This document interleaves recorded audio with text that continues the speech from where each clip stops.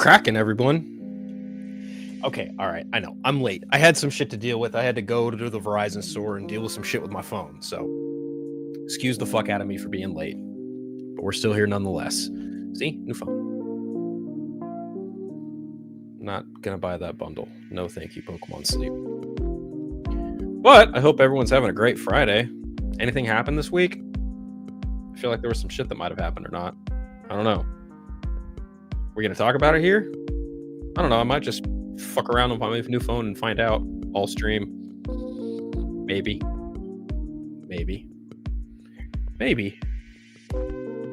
I finally got some milk and Pokemon Sleep. Finally. Okay. Just kidding. But let me go ahead and just snap a picture. Because, well, I like taking pictures. Kind of, sort of. Especially on the new shit. Yeah. All right. Seriously though, like I am happy to be here. Happy to have another Friday Phil episode for everyone. I know, again, a little bit late, a little bit out of whack. I initially set it for today at my normal time. Then I came home and my new phone wasn't working, so I had to go to Verizon, and they took care of it.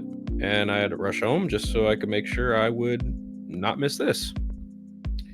Because, you know, I like hanging out with you peeps. Continue. I've got to sign back into fucking everything. Because, you know, that's how it happens. Oh my Christ. So many messages. So many.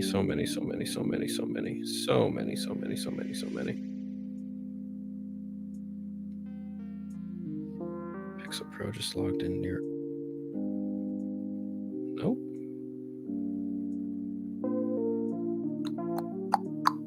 I gotta charge my phone too. Oh man.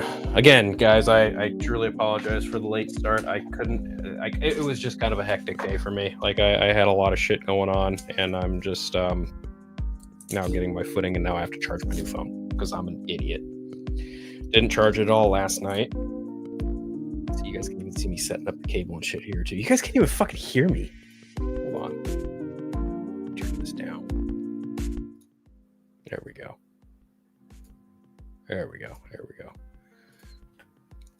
Fuck you, Draven. My Pixel's working fine now.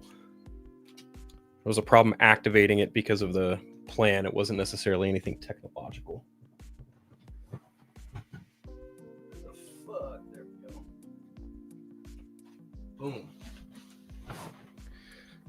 Boom. Phone charging. There we go. Love to see it. All right. Phone is charging in front of me. Okay. Fuck you. I don't care. Notification on my computer that I don't care about. Anyway. Hi. Howdy, everyone. Who the fuck is here? Dalton, I'm sorry. I know. Super confusing. Club Soda, welcome. Jeffrey, good to see you, man. Draven already told you to go fuck yourself. Mrs. Kennedy is still at Lucasfilm, and we finally got our first look at both Jon Stewart and Hal Jordan in the photo. Daredevil Born Again next week. People I know are watching Daredevil, and I'm like, can I please just get in touch with someone at Disney? That would be superbly helpful. Christian Comic, thank you. Welcome in. William, how's it going, man? Good to see you. Thanks for stopping by. I know you're a busy guy running a comic book store, but hey, man, good to have you. All right. Well, we do have some shit to talk about today. I'm going to go ahead and get the sad stuff out of the way, and that is, unfortunately, Michelle Trachtenberg, Roberto Orci, and, of course, Gene Hackman all passed away within the last week alone. Roberto Orci, who did Star Trek as well as The Amazing Spider-Man 2. He was co-writer. Amazing Spider-Man 2 passed away of, I believe, kidney disease. Michelle Trachtenberg, unfortunately, passed away due to, I believe it came out, it was complications from a liver transplant, and we don't quite know what happened with Gene Hackman, his wife, and his pet, unfortunately. But my heart goes out to everybody who was a fan of any of those people. Obviously, Roberto Orci had a massive resume in front of him. between producing the Transformer stuff as well as Amazing Spider-Man 2, being a co-writer on that, as well as also scripting Star Trek Into Darkness, and I believe Beyond. He had scripting duties on all three of those movies as well as producing the Kurtzman. The Hollywood Reporter put out a piece about his passing, and there was some shade in there about certain things regarding his soon would have been soon to be widowed ex-wife. So either way, it's unfortunate. Someone died of kidney disease. Then Michelle Trachtenberg's case, obviously that kind of, if anyone my age or around my age, they just saw that news and was just instant devastation. It was just like, whoa, what the fuck? Holy shit. Michelle Trachtenberg, like Harriet the Spy, Dawn from Buffy the Vampire Slayer. I didn't watch Buffy all that much, but I knew she was in it. She's also in Eurotrip. Massive blow. 39 is way too young for that. And then, of course, Gene Hackman. I believe he was either Tombstone or Unforgiven, one of the two, but he was also, of course, the original Lex Luthor in a movie, the first Superman movie from Richard Donner and Christopher Reeve. The details of how he passed away have yet to be disclosed or determined, as far as I know, but of course, may they all rest in peace, and my heart goes out to their friends and families, mourning them either quietly or socially online. It is really, really tragic that so many iconic people all within a week just happened to just pass away. That is just so really unfortunate. It is never fun when people pass away. Definitely. I'm not a fan of it. I know, well, I mean, who's a fan of anyone passing away? Unless you want to die and you're ready to die peacefully, that's a different conversation. But I don't think any one of these three people were ready and willing to go. No, absolutely not. It's a devastating thing for sure. And again, my heart goes out to those families and their friends.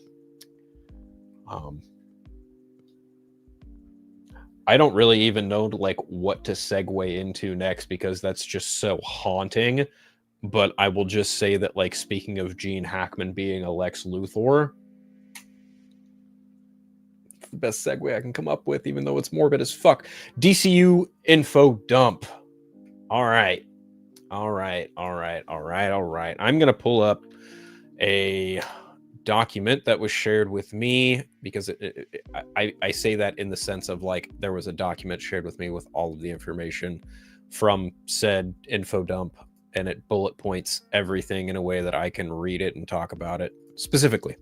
And yes, lanterns will factor into this as well, of course.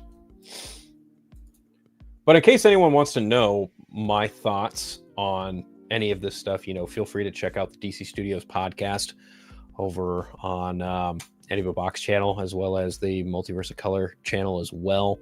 You guys can check that episode out over there. It's myself, Vanessa, Andy, and Keenan. We all talked about the DC Universe, DCU update, info dump, whatever you want to call it, whatever. And we kind of just provide our thoughts and feelings on that stuff. But I'm going to do a little bit of a deeper dive of it here, just for my own sake and sanity. It's kind of broken up into sections regarding movies, then television, then animation, even though there was obviously on Monday, there was an embargo that lifted. There was a roundup of news for the DCU that was held on Friday in Burbank on the Warner Brothers excuse me. But yeah, and James Gunn, Peter Safran, they fielded questions from reporters and entertainment journalists and the like, and they basically laid out their plans, where they're at, where things are going, what's currently in active development, what might have been put on the back burner, etc. So I will go through these projects one at a time as they are listed here in the document provided to me from my editor-in-chief, Mr. One Andy. Thank you very much again for all the work that you do, my friend. Oh, Antonio, just you wait. I've got something for that. We're gonna talk about that. I think I know exactly what you're referring to, but believe me, I'm gonna do what I do best on this show. Anyway, so in regards to Superman, According to James Gunn and Safran, they are currently cutting the new Superman trailer. I wouldn't doubt one bit that this new trailer is more than likely going to be shown off at CinemaCon. I would not doubt that one bit at all. The movie is well in its way into post-production. Matter of fact, I think from the Hollywood Reporter article that I read, James Gunn was on his way back to Atlanta this week to continue working on the movie. Matter of fact, today he actually did share an image of, because it's the 1 year of when Superman actually started filming, and so my God, they're beautiful. Anyway, Pretty Girl, Bad Habit. Don't quote me. Did I reshare that, or am I going to have to go to Mr. Jimmy Gunn's page? I feel like I might have to go to Mr. Jimmy Gunn's page. I am going to have to go to Mr. Jimmy Gunn's page. Okay. 1 second. Stand by. Stand by. Stand by. Stand by. Stand by. Oh, you bastard. I spelled his name wrong because my phone cord is charging my phone and it's in my way. All right. There we go. Cool. Cool. Here we go. There's the image right there. Anyone up for feet pics?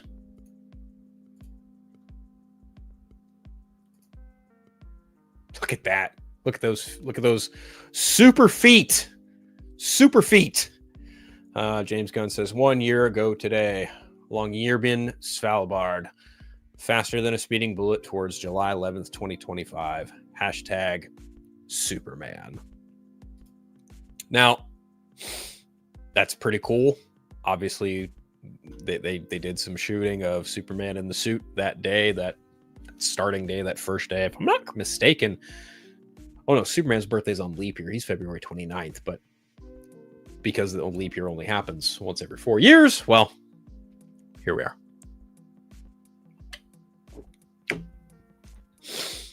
Dalton says, I'm not as excited as some people are, but I'm glad we've gotten some clarity on things. You and me both, man. I am kind of in a similar boat. Don't you worry. But, there's a nice little update. Well, not really an update, but just a, behind the scenes feet pic of Mr. Superman, David Cornsweet in the suit, obviously. And as we wait that new trailer, because, well, fans are fickle and impatient, as they tend to be. I've really come around to this. I remember initially when the project was announced, went by Superman Legacy. And then obviously the news of Henry Cavill not returning to the role kind of bummed me out a lot. So I like him as Superman. He's my favorite so far. But I got to admit, like, everything I've seen of this movie has really changed my tune of it. Because, like, I'll be frank, like, honestly, I was on the bandwagon of, like, oh, we're just going to get, like, a Superman 78 Redux. It's going to be campy. It's going to be goofy. We're going to get G. Gall Williker Superman. We're going to get all that bullshit. That teaser trailer really did a number on me. I won't lie. Like, I remember watching it at work, and I remember seeing that first thumbnail piece of it of Superman getting, like, the thing thrown at him. Trailer opening up with him falling in the snow. Like, I gotta admit, like James Gunn, you have piqued my interest when it comes to that Superman movie. I still maintain my favorite one is probably still Man of Steel for sure. That's kind of my bar as far as like Superman movies go. So, hey, can't wait for July. It's gonna be a fun month, definitely. Moving on to the next movie on the slate, which is coming out next year in June. That is Supergirl, Woman of Tomorrow. Now, this is a quote from James Gunn. I think we're midway through production now on Supergirl. It's scary to even say that. It's been an extraordinary experience so far.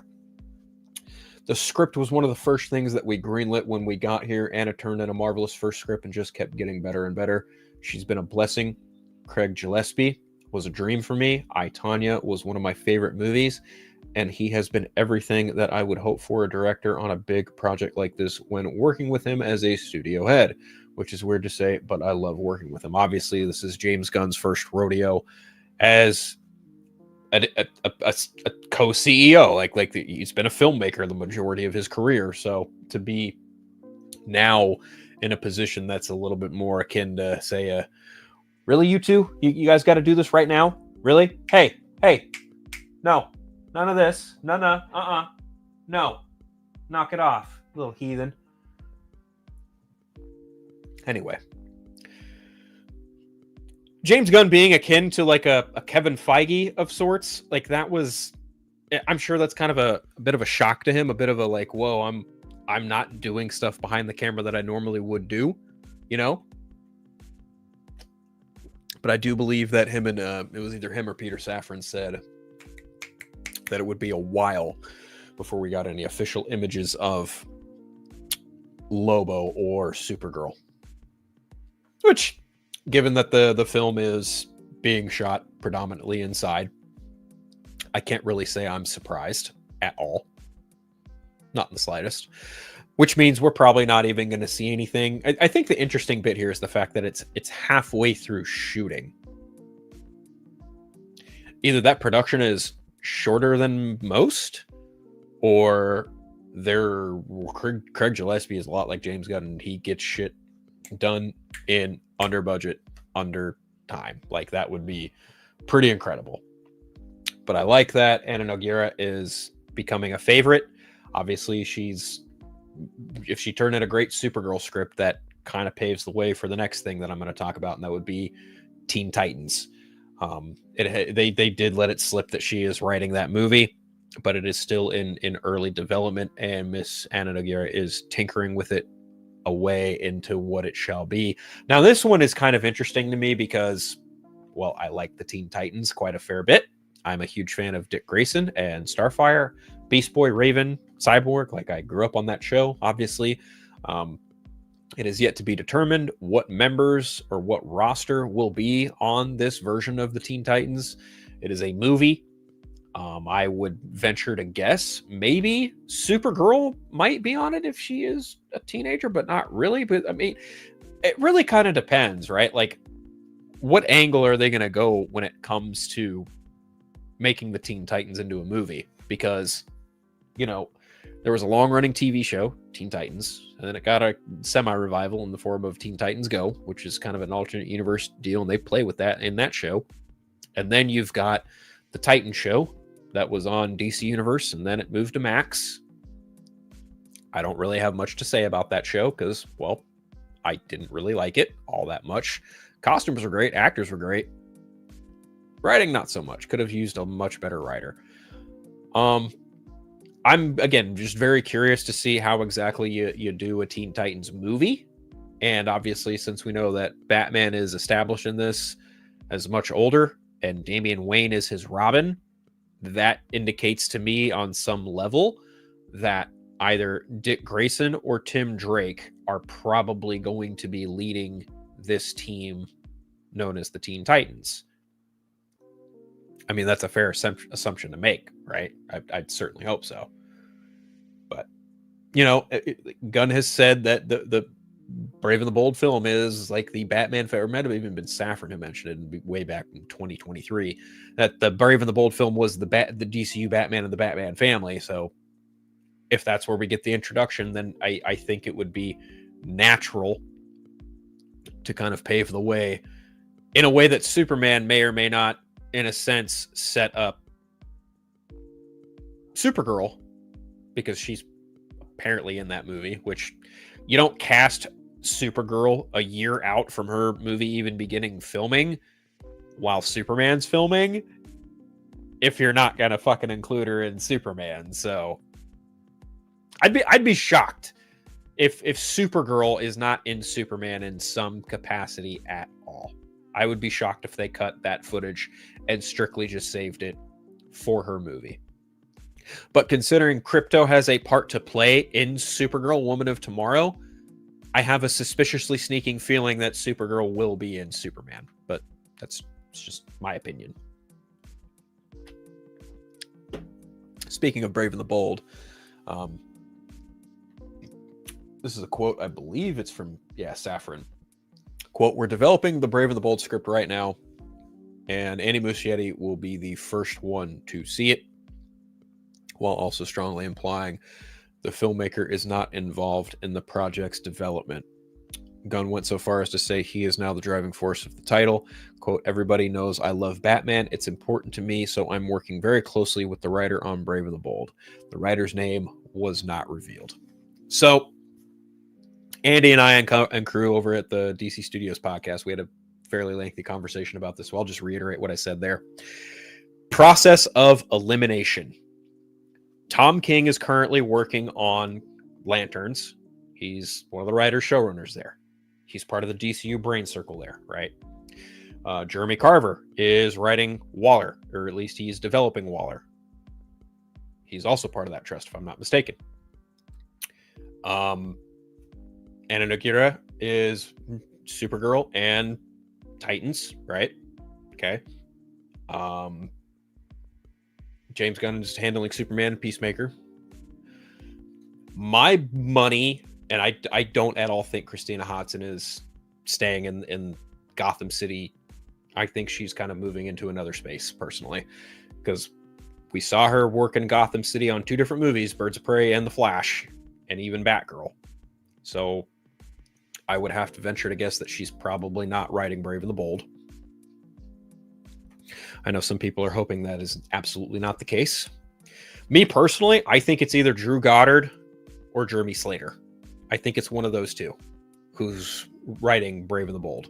Now, on top of that, it doesn't shock me to see that James Gunn is pushing this one forward next, like as the next big one, because Superman is their big tentpole event of 2025. Like, this is the summer of Superman.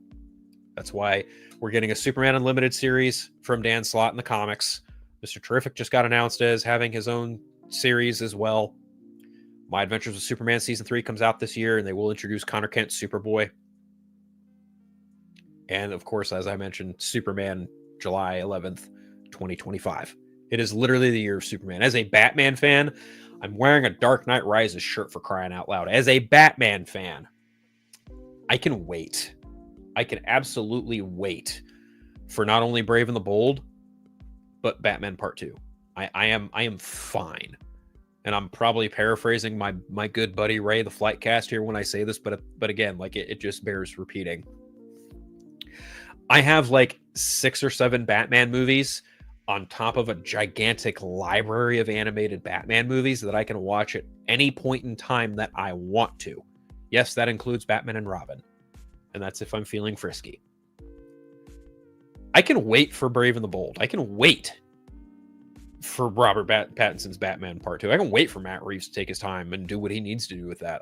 I can wait. Speaking of that, also, James Gunn poured cold water on Pattinson being the Batman in Brave and the Bold, and bristled at the word sharing the actor with Matt Reeves. He said there were no serious conversations about the actor continuing his role into the broader DCU rather than staying separate in the universe that Matt Reeves has created.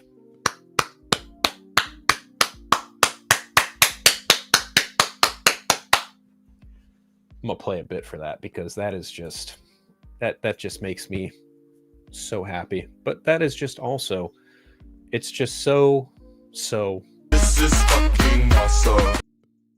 Fucking awesome, James Gunn. Thank you. Because I don't want to see Robert Pattinson be the DCU Batman. I don't think Matt Reeves does either. I think you want to do your own Batman. I think you want to cast your own Batman. And I think that someone else deserves to play an aged, older Batman who has a 10-year-old assassin child to be their next Robin. That's just my 2 cents on it. I don't care how crappy you love your... I don't care how much you love your crappy Photoshop of David Corenswet next to Robert Pattinson.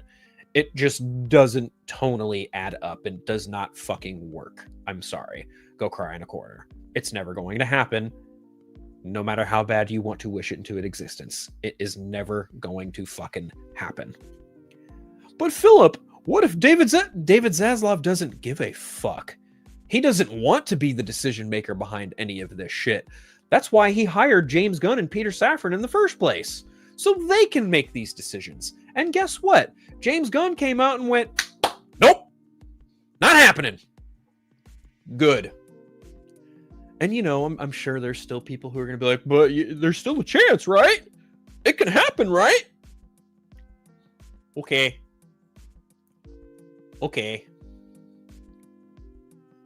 No, it's not gonna happen.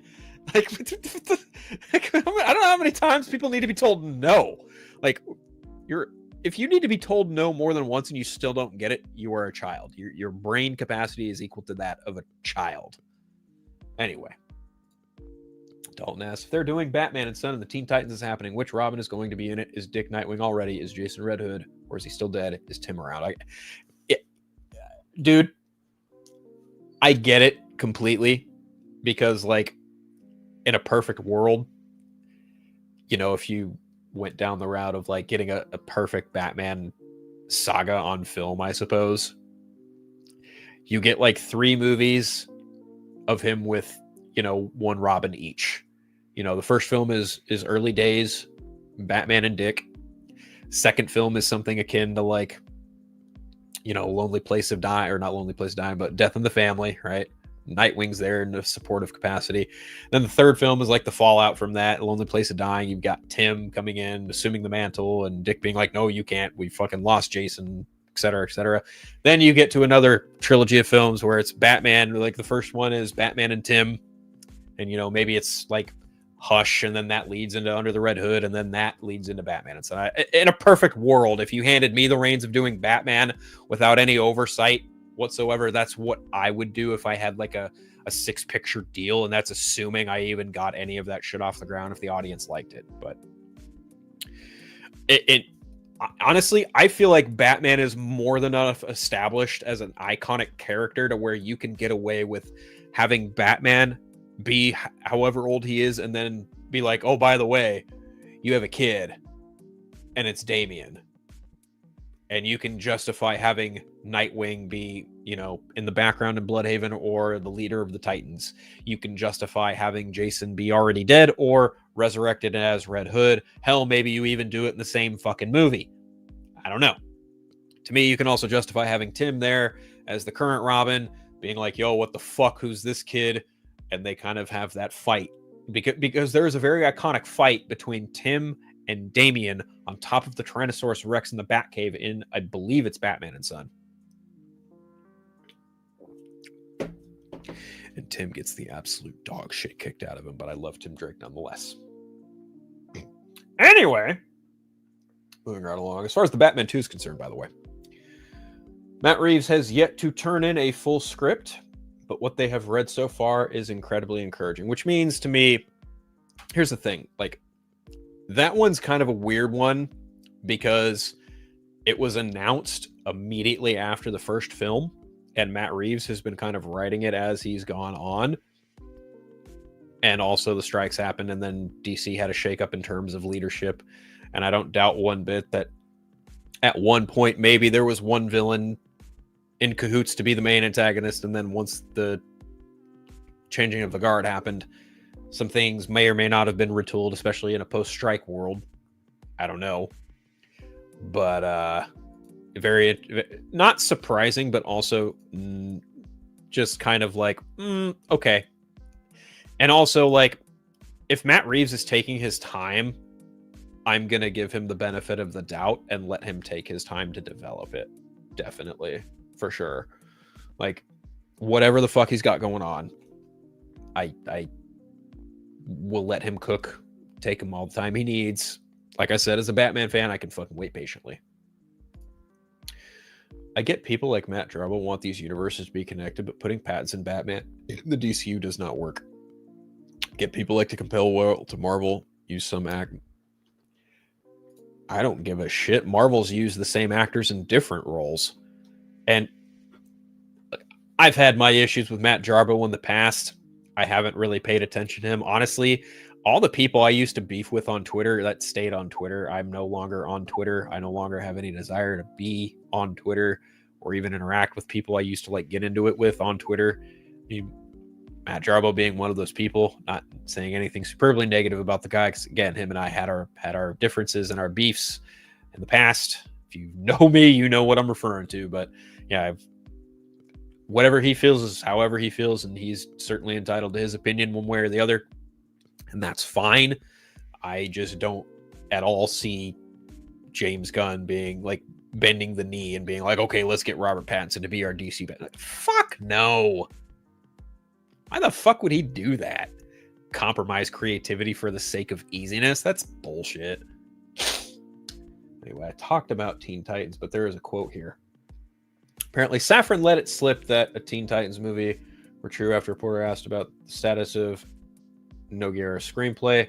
Script's not ready yet. I mean, like we said, that Anna Nogueira is writing it. It's the DC head leading James Gunn to remark, we haven't said that.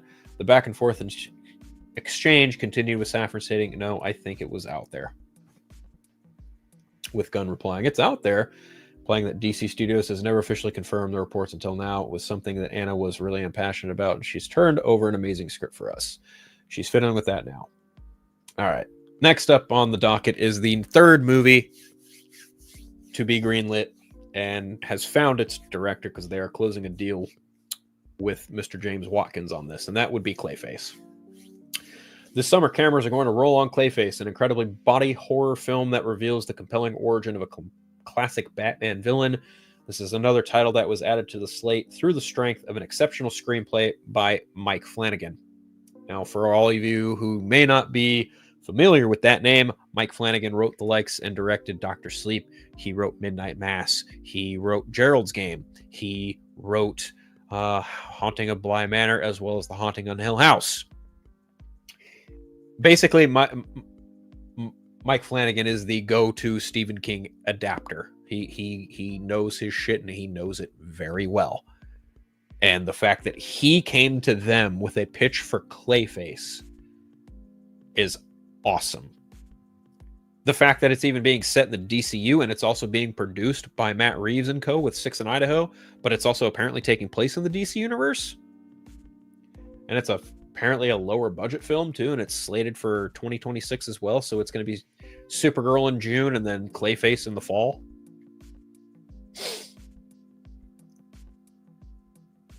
I think that's incredible, honestly. And could Clayface possibly be where you see Batman for the first time? I don't know. Maybe. I won't say yes definitively, but I'll say maybe. Definitely. But you know who's not going to be in Clayface? This is actually kind of a funny one. Oh, Antonio, get ready to laugh. All right. You know who's not going to be in Clayface, everybody?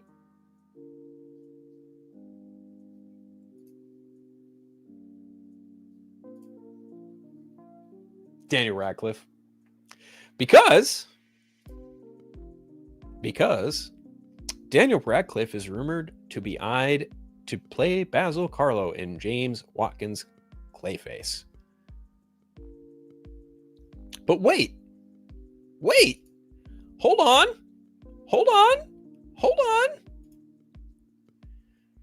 This is from Mr. Jimmy Guns himself. As we confirmed the other day, we're closing a deal with James to direct. Because we don't have a director yet, we haven't even started the casting process. Daniel is great, but we certainly haven't talked to or considered him. So this one is 100% false. Now, where did this source come from? Who said this was happening? Who said Daniel Radcliffe, Clayface? Well, maybe the problem is the fuck puppet delivering. Oh, yeah. Mr. One Rat Jeff Snyder. That's right. Hold on, guys. I'm getting a phone call. I might have to take this. Give me 1 second.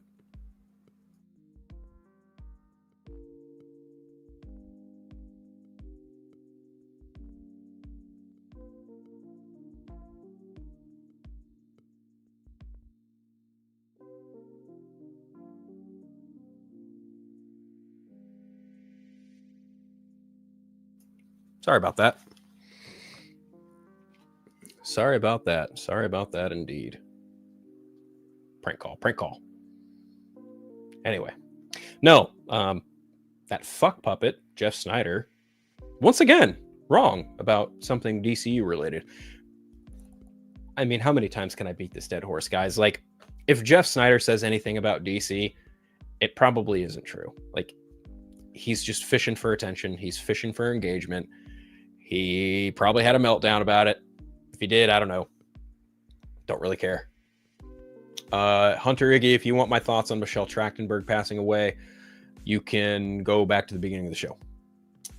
Let's see. That rat has made me no longer listen to Scoopers, especially after the whole reshoots thing with Brave New World, which, funny enough, the rat was the one to start that rumor. Well, he is certainly a rat. That's for sure. Yeah, no, like I saw that news, and I even saw that DCU Film Updates was sharing it, and I was like, guys, come on. You know better than this. You guys know way better than this. But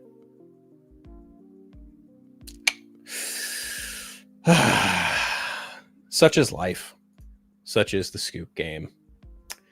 Because scoopers be scooping something fierce, and it is crazy. It is insane. Definitely. Anyway, moving right along, let's go on to some other shit. The Authority. This is some other fun stuff. Oh, actually, there's a quote here. James Gunn, one of the things Peter and I talked about when we first got the script was if we were producing movies 5 years ago when we were doing the Belko experiment and all that stuff, and somebody had brought us this horror script called Clayface about this guy, we would have died to produce this movie because it really just is an excellent body horror script, and the fact that it's DCU is a plus. Well, there you go. There it is. As for The Authority, that one's been moved to the back burner. Very, very big movie. If you're going to do The Authority properly, some story elements perhaps that are in Superman and some other films that we've fast-tracked step a little bit on The Authority. Gunn added the script has also had a harder time coming along for the film. Hasn't been much of a priority because it's been subsumed by everything from Brave and the Bold to Paradise Lost. Well, you know, it is what it is. I'm not really too torn up about this one.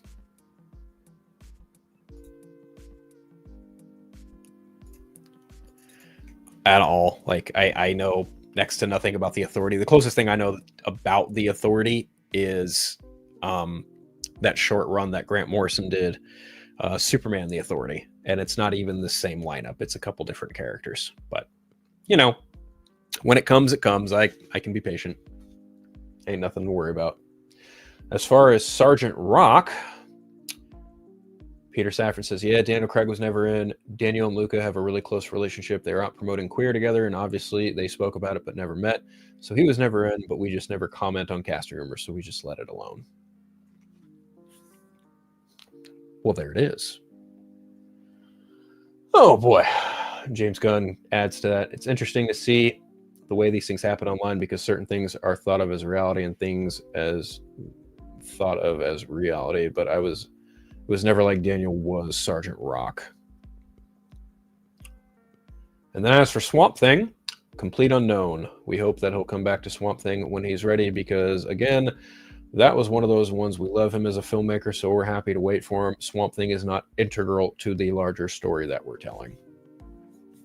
So that's it for the film stuff. Moving on to television. Lanterns, first and foremost. James Gunn, then finally, we have Lanterns, which we just started shooting with HBO. Another really marvelous team between Tom King, Damon Lindelof, Chris Mundy, and they've been doing marvelous work. Superman, I've been watching the dailies with that. It's really cool because it's connected to Superman because we've got Guy Gardner in that, and we've got these Green Lanterns over here. It's just such a different tone from what Superman is, and it's exactly what I want to bring to the DCU, is being able to have these very different films and television series that are still part of an overall connected world, but have completely different feels to them. Peter Safran adds, I will just say that we are incredibly fortunate to have Tom, Chris, and Damon Lindelof at the helm. These guys are just masters. Aaron Pierre, magnificent. Kyle Chandler, amazing. We are really lucky. James Hawes is directing it, the pilot. Speaking of that, there is indeed an image right here.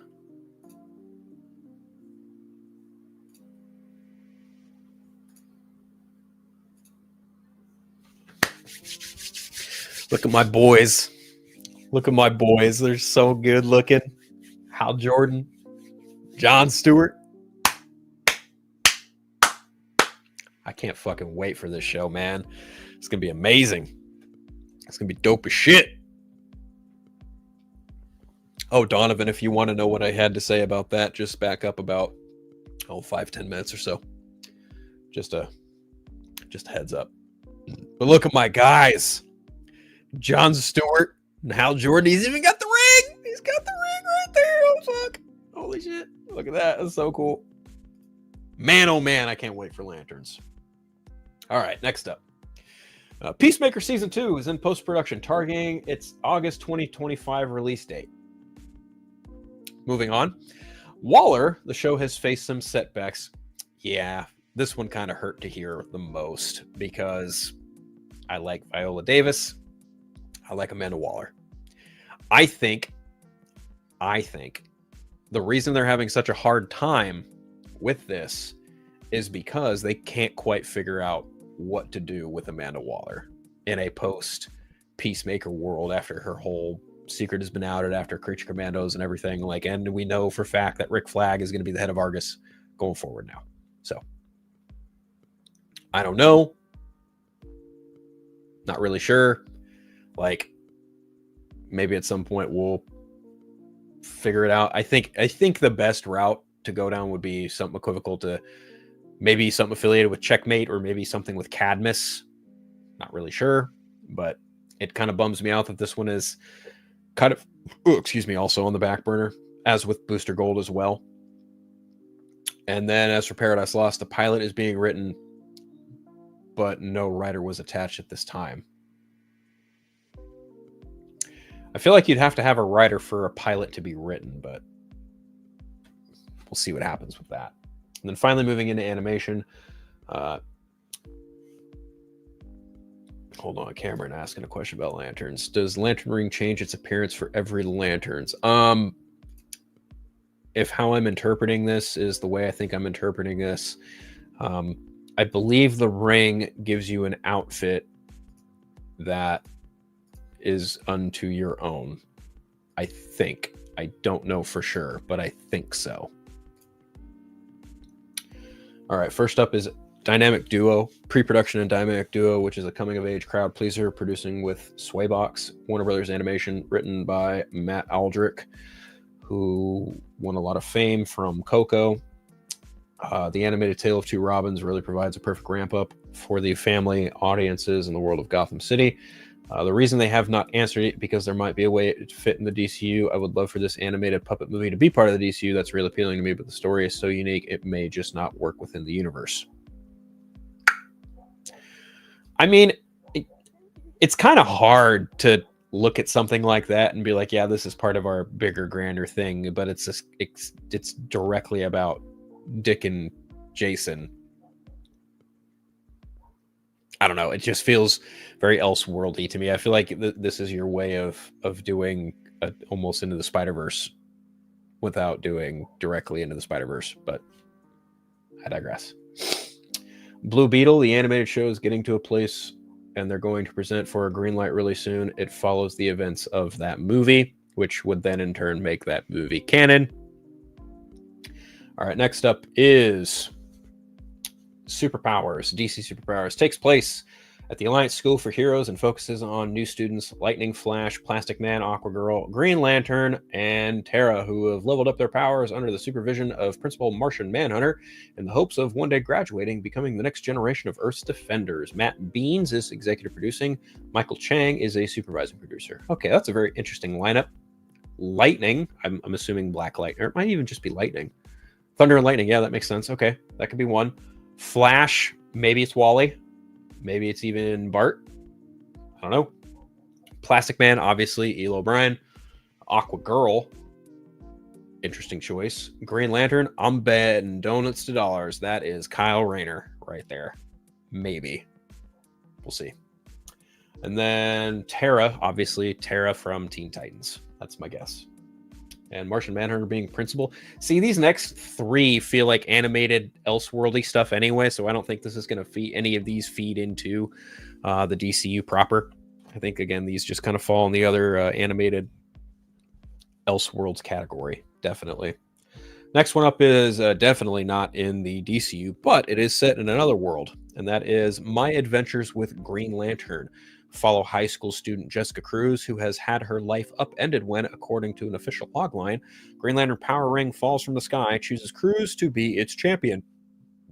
Things get even worse when more debris from Lantern's ancient space war arrives, along with their alien foes. Jake Wyatt, executive producing. Stephanie Gonzaga, co-executive producer. Jake Wyatt, executive produces My Adventures with Superman. The logo shown for this was in the same font as My Adventures with Superman, and it was confirmed to be set in the same world as My Adventures with Superman. So, A-OK. Loving that. Can't wait for that. That's going to be cool. Be nice to have that My Adventures with universe kind of fleshing out a little bit better. That's cool. And lastly, Starfire. Starfire serves as an origin story for the fan favorite title character, perhaps known best from Teen Titans. The show follows her adventures after she uses an ancient spaceship discovered on her home planet of Tamaran to escape her planet and explore the stars. Along the way, she'll meet space biker Crush, who is the daughter of Lobo. Plant-loving Fern, have no idea who that is, and the magical Princess Amethyst of Gem World, and together they will uncover the deepest reaches of the DC Universe, save space dolphins, surf Technicolor nebulas, and boldly soar into the unknown. Josie Campbell is executive producing. Brianne Drouhard is also co-executive producing. So, cool stuff. I'm here for it. I like animation. I like all sorts of animation. So, fuck it. Bring it all on. I'll watch it. I'll watch all of it. Will I like it? Some stuff more than others, probably, because I'm sure a lot of this stuff probably isn't even targeted at my demographic. Demographic being a word there. Lastly, there was also that image that he shared with one Zack Snyder. He says, I was just talking to Zack as a friend. We were just hanging out, and they were like, let's take a picture together. Knowing full well what we were doing, we thought it was funny. He thought it was funny. I thought it was funny, and that's it. So that kind of pours any water on Zack Snyder possibly coming to the DC Universe to direct a movie or write something or anything of that caliber.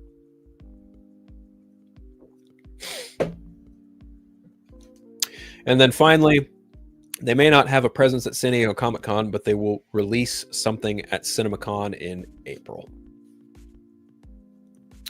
I mean, it would kind of suck not to have them at Comic-Con, but, nature of the beast, Warner Brothers being in debt, all that shit.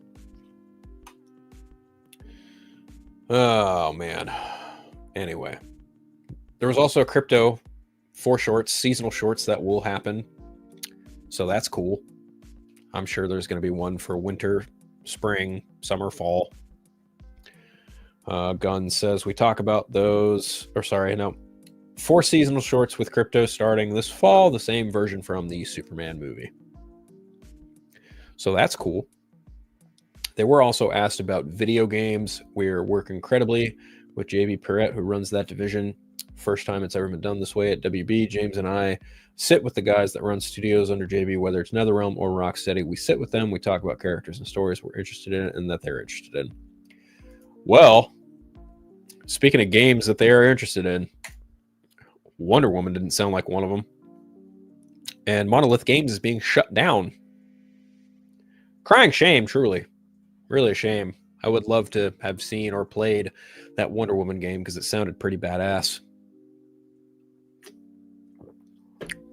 But there ain't going to be a Wonder Woman game. Not anytime soon.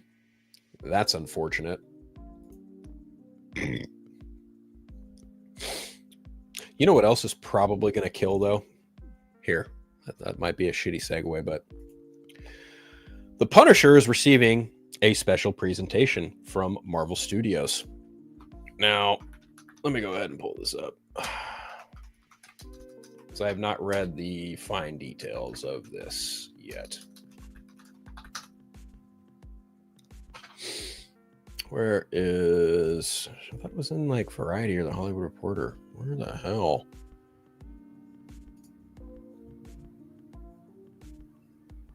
Huh. Maybe it's just a quote from Brad Winderbaum. Not really sure. Hold on.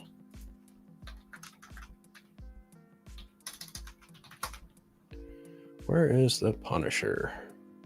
Here we go. It's an EW article. There we are. Okay. John Bernthal's Punisher will headline Werewolf by Night style Marvel special like a shotgun blast of a story. Bernthal is also writing the Marvel special with We Own the City director Ronaldo Marcus Green. John Bernthal's Frank Castle, aka the Punisher, will officially return after his initial appearance in Daredevil Born Again Season 1 as the actor's gun-touting Angel of Vengeance will also headline his own Marvel special in the vein of Werewolf by Night, Guardians of the Galaxy special. Entertainment Weekly can confirm. He is writing the script again with Ronaldo Marcus Green, who helms the standalone special.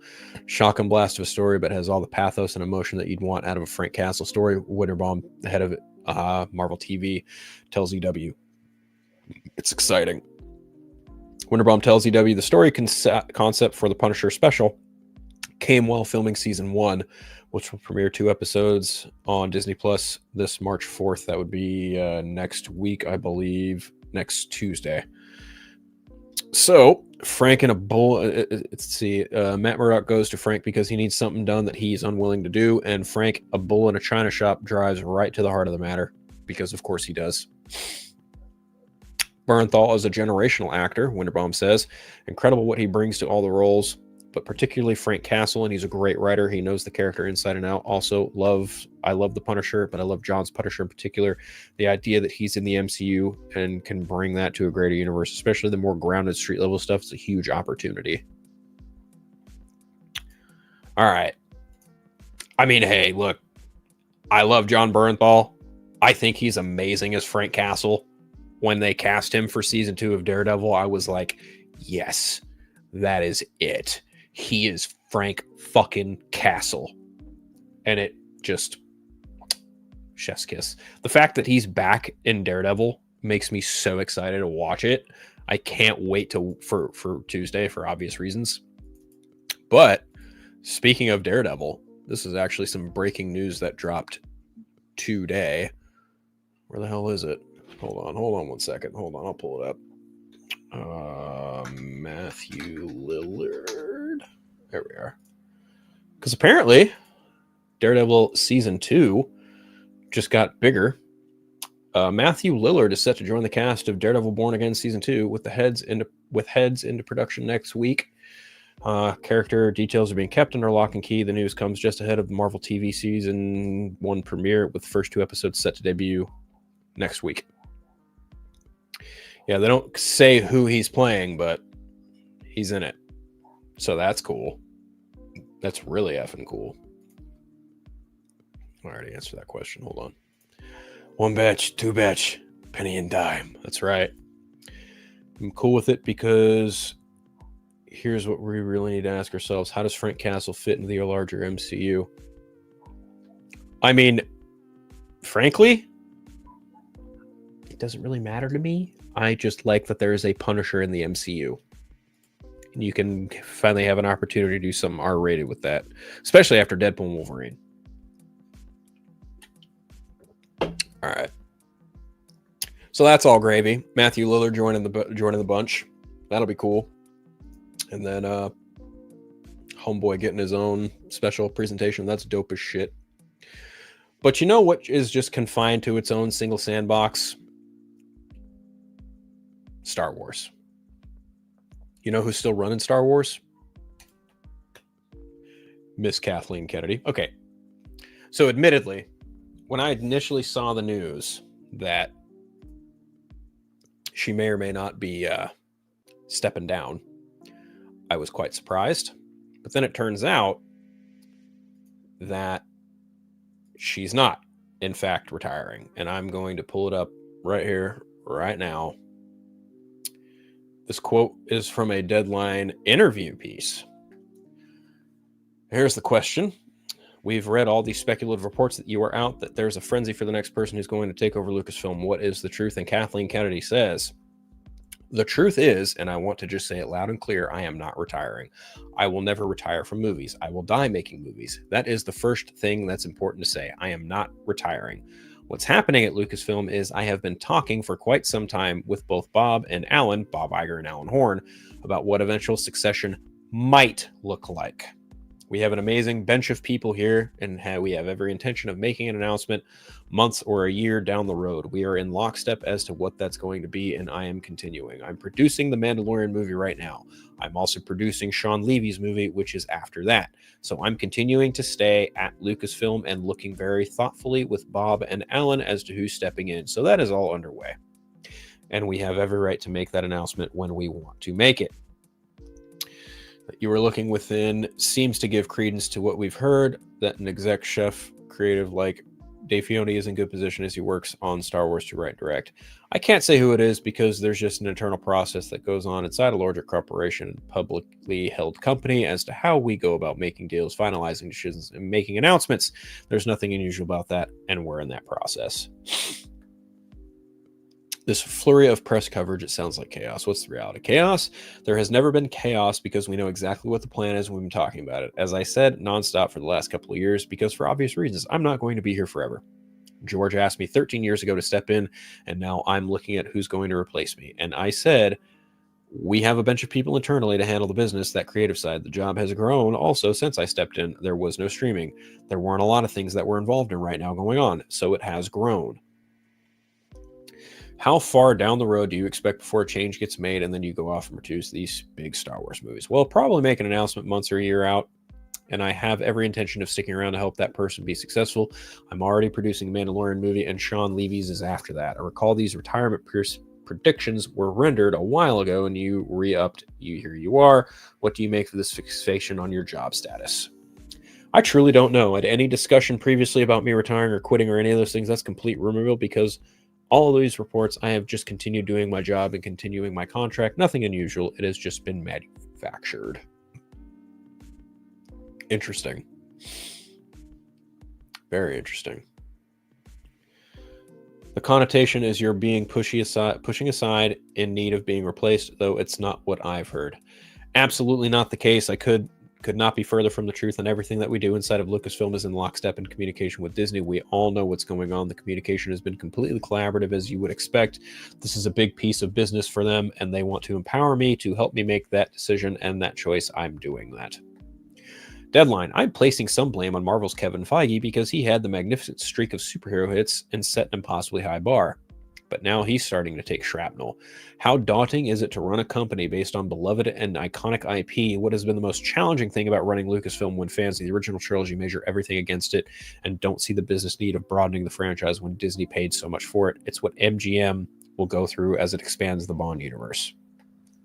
Kathleen Kennedy says, it is something I think about all the time. It's fascinating to think about how you sustain a brand, especially Star Wars, which is just about to celebrate its 50th anniversary. And so to analyze and understand what was inspiring George when he created Star Wars, when he was still looking at Saturday matinees at Buck Rogers, Flash Gordon, things in the past, politically, what he was reflecting in his stories, because Star Wars has always been kind of world building. It reflects a certain amount of our society.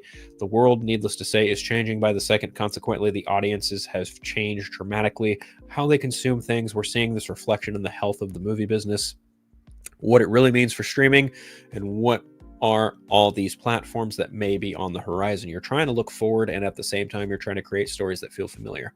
So you're moving into the future, but you're maintaining a sense of familiarity. I think it's the hardest balance. Very interesting. This whole, man, this whole, I could go on and on, but man, this is a really great interview. I highly implore anyone to read it. As a matter of fact, I'm just going to go ahead and post it here in the chat for everyone to take a look in case you want to check it out.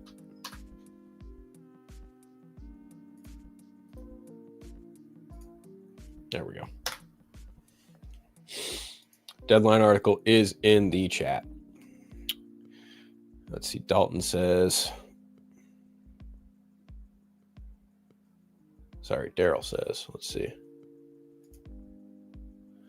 Kathleen is not leaving until her term. Just like Kevin Feige is not leaving Marvel Studios until they establish the X-Men. I don't think he's even gonna not.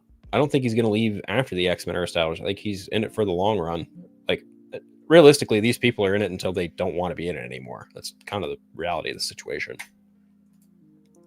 Certain people have been saying this for years. I'll truly believe it when she says she's leaving more than a bunch of idiots on the internet. Yeah, I can't really take that whole fandom menace nonsense with any kind of serious sincerity, like at all. I think they're all full of shit. You know, they all clamor to have Kathleen Kennedy fired for one idiotic reason or another. Can't really say for sure why, but it is what it is. You know, shit happens. Fans are dumb, and Star Wars fans make most fans look really bad with how incessant and annoying they can be. But other than that, that was kind of the big stuff. I don't think anything else got announced today. I haven't seen anything breaking news. The only breaking news I saw was again, Matt Lillard joining Daredevil season 2. That's about it. That said, though, I think this is a great spot to put a pin in it. You know, thanks to everyone for tuning in. I know, again, you know, late show, started late, had some stuff to take care of personally.